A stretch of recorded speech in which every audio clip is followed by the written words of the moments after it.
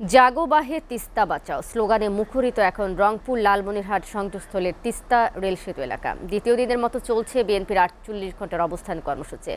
বিস্তারিত জানাচ্ছেন সহকর্মী আশিকুর রহমান ডিফেন্স।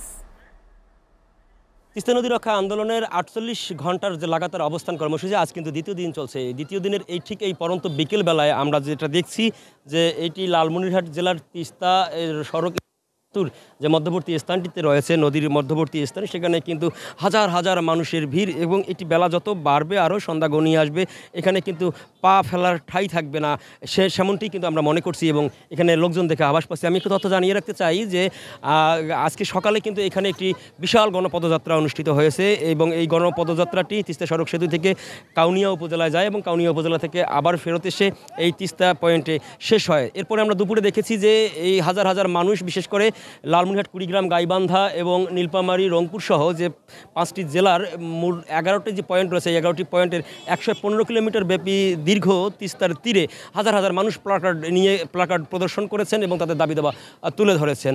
যেটি জানতে পেরেছি যে আজকে বিকেল ৫টার পরে এখানে সরাসরি ভার্চুয়ালি যুক্ত হবেন বিএনপির ভারপ্রাপ্ত চেয়ারম্যান তারেক রহমান এবং তিনি এই ভার্চুয়ালি যুক্ত হয়ে কিন্তু এখানে এই তিস্তা পাড়ের মানুষের দুর্ভোগের কথা শুনবেন এবং তিস্তা পাড়ের উদ্দেশ্যে তিনি তার বক্তব্য পেশ করবেন।